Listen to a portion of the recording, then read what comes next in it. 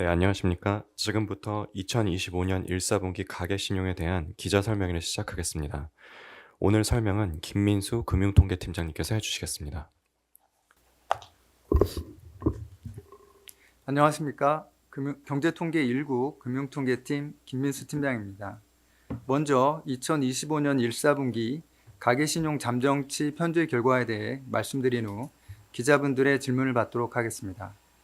2025년 1사분기 가계신용 편제 결과는 잔액과 증감액으로 나누어 설명드리겠습니다. 보도자료 1페이지입니다. 2025년 1사분기 말 현재 가계신용 잔액은 1928조 7천억 원을 기록하였습니다. 이 중 가계대출이 1810조 3천억 원, 판매신용이 118조 5천억 원입니다. 가계신용은 1사분기 중 전분기 말 대비 2조 8천억 원 증가하여 지난해 4사분기 11조 6천억 원 증가에 비해 증가폭이 축소되었습니다. 지금부터는 가계신용의 구성 항목인 가계대출과 판매신용으로 나누어 전분기 말 대비 증감으로 설명드리겠습니다. 보도자료 2페이지입니다. 가계대출은 1사분기 중 4조 7천억 원 증가하여 증가폭이 축소되었습니다. 상품별로는 주택담보대출이 1사분기 중 9조 7천억 원 증가하였습니다. 지난해 4사분기에 비해 증가폭이 축소되었는데 이는 연말 연초 주택거래 둔화가 시차를 두고 영향을 미친 데 주로 기인하였습니다. 기타 대출은 연초 상여금을 이용한 신용대출 상환 등의 영향으로 4조 9천억 원 감소하여 감소폭이 확대되었습니다.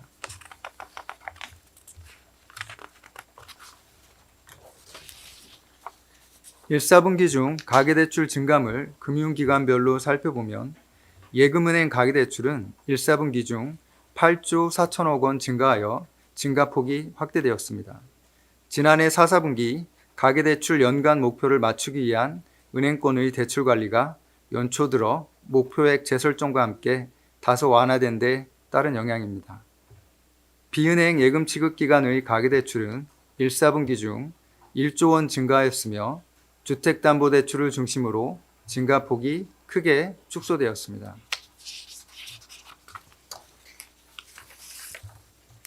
기타 금융기관 등의 가계대출은 1사분기 중 4조 7천억 원 감소하여 감소세를 이어갔습니다.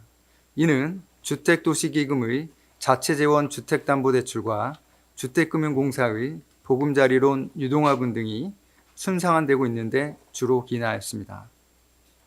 판매신용은 지난해 연말 소비 증가에 따른 기저효과로 신용카드 이용 규모가 축소되어 1조 9천억 원 감소 전환하였습니다. 참고로 기초자료 보완 등으로 지난 2024년 4사분기 통계치가 수정되었다는 점을 말씀드립니다.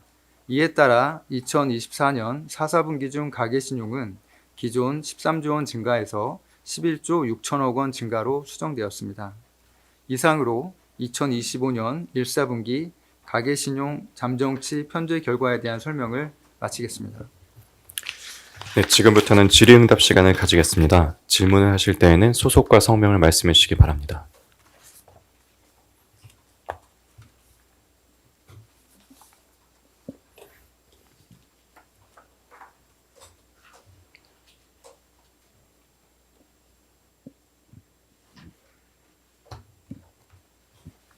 네, 서 기자님. 네, 안녕하세요. 이투데이 서지희라고 합니다. 저희 그 스트레스 DSR 3단계 앞두고 그 선제 수요가 어느 정도 좀 추세인지 설명 한번 좀 부탁드리겠습니다. 그리고 이제 다음 달에 저희 그 국민소득 잠정치가 나와야 좀 확정되겠지만 1분기에 GDP 대비 가계신용, 명목 GDP 대비 가계부채 비율이 다시 상승할 수 있는 상황인 건지 그 부분에 대해서도 말씀 부탁드리겠습니다. 예. 소주희 기자님께서 첫 번째 스트레스 DSR 3단계 앞두고 선수요가 어느 정도인지 이런 말씀. 두 번째, 1분기 이제 가계부채 비율 어떻게 될지 좀 질문하셨는데요. 첫 번째 이제 스트레스 DSR 관련해서 선수요가 어느 정도 있을 수 있겠지만 지난해 저희가 9월 달에 이제 9월 달에 스트레스 DSR 2단계를 시행했습니다. 그래서 사실 그 전에 선수에 대한 우려가 많았는데 스트레스 DSR 2단계가 실행되면서 굉장히 가계부채 증가 속도가 굉장히 빠르게 안정됐습니다. 그래서 지금 같은 경우도 뭐 선수요가 어느 정도 있을 수 있겠지만 3단계 DSR이 시작되는 7월 들어서 좀 빠르게 안정될 것으로 보고 있고요. 또 1분기 이제 가계부채 비율 말씀하셨는데 말씀하신 것처럼 지금 1분기 이제 가계부채 비율이 이제 분모의 명목 GDP고 분자가 이제 가계부채 통계다 보니까 이제 그 정확하게 나와야 되지만 그래서 명목 GDP는 6월 5일, 그다음에 가계부채 통계는 7월 8일에 발표가 됩니다. 하지만 이제 1, 4분기 가계 신용, 가계부채 통계와 굉장히 밀접한 관계를 갖고 있는 가계 신용이 전분기 대비 0.1% 증가했기 때문에 저희는 좀 가계부채 비율 하향화 그 추세가 1분기에는 지속될 것으로 그렇게 보고 있습니다. 네, 다음 질문 받겠습니다.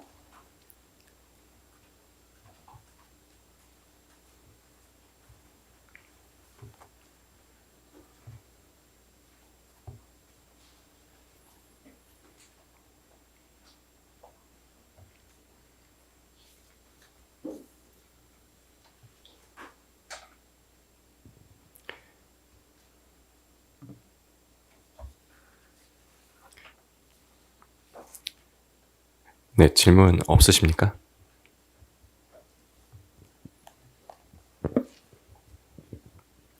네, 신 기자님. 그 서울 파이낸스 신민호입니다. 그 다름 아니라 그 자료 보면은 그 연말 연초 주택거래 둔화 등의 영향으로 이제 주담대 증가폭이 축소됐다라고 나오는데 그 아파트 내외 거래량만 보면은 3월에 급격히 뛰면서 오히려 그 4분기 대비 늘었거든요. 그럼 이런 부분들이 반영되면서 이제 3월에 이제 그 주담대 증가폭이 이제 확 늘어난 건지, 그리고 2분기에 지금 어느 정도 이제 집계가 됐다면은 지금 어느 정도 이제 증가할 건지 이런 거에 대해서 좀 이제 여쭐 수 있을까 합니다. 예, 지금 말씀하신 것처럼 이제 2월, 3월 중에 주택 거래가 증가를 했고요. 근데 이제 주택 거래는 주담대, 주택담보대출에 선행합니다. 그래서 1개월에서 3개월 정도 선행하기 때문에 2, 3월 중으로 늘었던 게 이제 4월 달부터 좀 반영이 되기 시작했습니다. 그래서 이제 금융위 가계대출을 보시면 좀 3월에서 4월에 가면서 좀 주택담보대출과 가계대출이 는 것을 이렇게 알 수 있습니다. 그렇고 이제 근데 저희가 이제 그래서 사실은 이제 저희 일시적으로 이제 5월, 6월 뭐 이렇게 일시적으로 가계 이제 주담대가 주택 거래가 선행하는 주택담보대출을 선행하는 이제 주택 거래가 좀 증가했기 때문에 일시적으로 증가할 수 있지만은 지금 토지거래 허가 제도가 확대 제도된 이후에 주택 거래가 줄어들고 있기 때문에 저희는 하반기 들어서 다시 주담대가 안정될 것으로 보고 있습니다. 그리고 뭐 그 정확한 규모 이런 부분들은 이제 저희가 뭐 통계 담당 부서에서 좀 말씀드리기는 그렇고요. 다만 이제 1, 4분기에 굉장히 가계부채가 굉장히 적게 증가를 했습니다. 그런 부분들까지 감안하신다면은 저희가 상반기 중으로 그런 가계부채 관리 기조에 부합하는 그런 뭐 가계 대출 증가가 이루어졌다 그렇게 좀 보고 있습니다. 물론 데이터가 뭐 다 나와 봐야 되겠지만 일단 1, 4분기에 굉장히 적은 폭으로 증가했다는 부분을 말씀드리고 싶습니다. 네, 다음 질문 받겠습니다.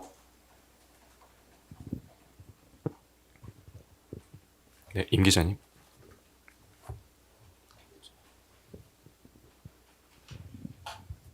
네, 머니투데이 방송의 임태성 기자라고 합니다.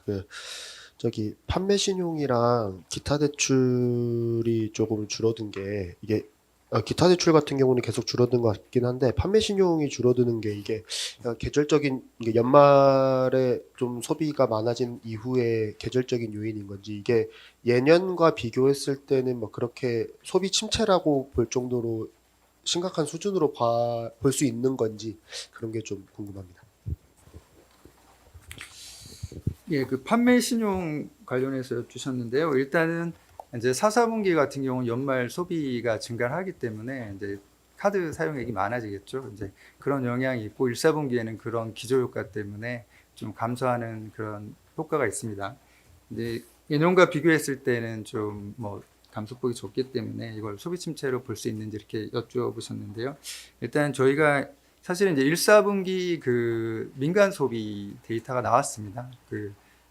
국민소득 그 속보에 나왔기 때문에 저희가 이제 판매 신용 같은 경우는 이제 카드 사용액 중에 결제되지 않은 그 미결제액을 저희가 보는 것이거든요. 그래서 민간 소비가 훨씬 더 포괄 범위가 크고 이제 개인 카드 사용액뿐만 아니라 여러 가지 소비를 다 포괄하고 있고 저희 같은 경우는 이제 미결제된 부분을 보기 때문에 그 좀 저희는 이제 가계 부채 측면에서의 가계 대출 측면에서의 그런 판매 신용이다. 이렇게 좀 말씀을 드리고요. 그래서 또 1, 4분기 그 민간 소비 통계치가 나왔기 때문에 좀 소비의 동향을 파악하시기 위해서는 그 GDP 통계를 참고하시는 게 좋을 것 같습니다. 네, 다음 질문 받겠습니다. 오 기자님. 네, 저 연합인포맥스의 오진우 기자입니다. 그 기타 대출 관련해서 지금 보도자료의 표상으로는 4분기인가 5분기 연속 계속 줄어들고 있는 걸로 나오는데요. 그게 연속적으로 감소하고 있는 이유가 뭔지 좀 궁금하고, 물론 이번 분기는 뭐 상여금이라고 설명을 해 놓으셨는데 다른 분기도 계속 줄어서 이게 뭐 대출, 기타 대출, 신용 대출 쪽에 계속 좀 조이는 영향이 있는 건지가 궁금하고요. 그다음에 아까 말씀하신 내용 중에 상반기 중으로 가계부채, 가계신용 증가가 그 가계부채 안정화 방향에 맞춰서 맞추는 정도로 늘어날 거라고 말씀하신 건지 제가 잘 못 들어서 그 부분 다시 한번 좀 확인 부탁드립니다. 그러니까 2분기도 늘어나지만 그렇게 크게 늘어나지는 않는다라고 보시는지. 뭐 첫 번째 이제 기타 대출이 지금 2021년 4, 4분기 이후로 이제 계속 감소 추세에 있습니다. 그래서 왜 그런지 여쭤보셨는데요. 이제 첫 번째는 그 DSR 시행에 따라서 이제 이제 신용대출 같은 경우는 이제 만기가 짧기 때문에 대출 한도 측면에서 좀 상대적으로 주담대에 비해서 좀 불리한 측면이 있기 때문에 그 신용대출, 기타 대출에 포함되는 신용대출이 주담대, 주택담보대출로 옮겨가는 그런 추세적인 요인이 있다라고 말씀을 드리고요. 또 하나 이제 그 비주택 담보대출 같은 경우도 이제 사업용 부동산 쪽이 좀 안 좋았기 때문에 그런 좀 감소하는 그쪽으로 감소하는 추세가 있습니다. 그 1분기 같은 경우는 뭐 그 좀 상여금을 통한 그런 신용대출 상한 영향을 받았고요. 그래서 그런 부분이 있고 지금 아까 두 번째 질문 이제 상반기 중 말씀을 하셨는데 이제 저희가 뭐 제가 말씀드린 것은 이제 1, 4분기가 상당히 적은 폭으로 좀 증가를 했습니다. 저희가 2.8조 원 증가했고 그 월간으로 한 0.9조 대인데요. 그래서 이제 상반기에는 좀 뭐 숫자가 나와봐야겠지만 뭐 일시적으로 소폭 상회한다 하더라도 이제 상반기 기준으로 봤을 때는 좀 상반기 기준으로 봤을 때는 저희 그 가계부채 관리 목표에 부합하지 않을까 그렇게 좀 보고 있습니다.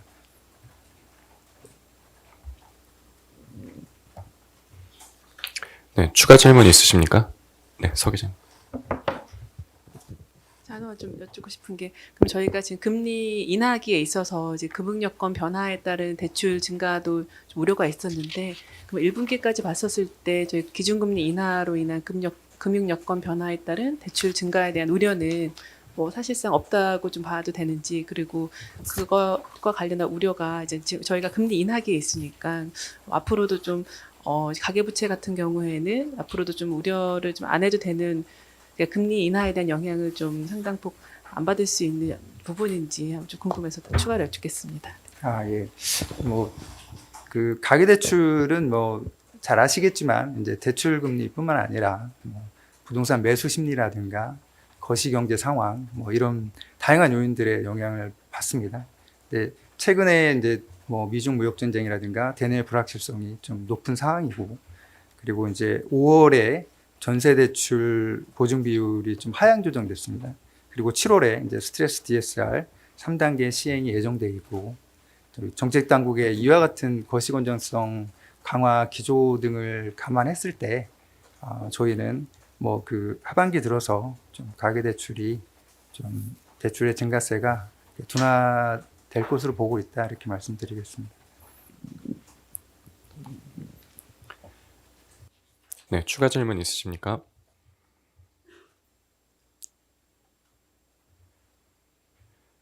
질문이 더 이상 없다면 1분 뒤 설명회를 마치도록 하겠습니다.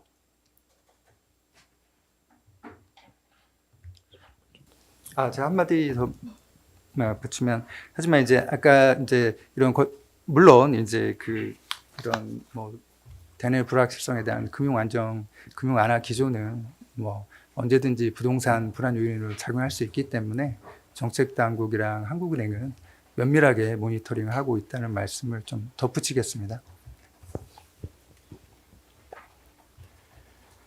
네, 그럼 이것으로 오늘 기자 설명회를 마치도록 하겠습니다. 감사합니다.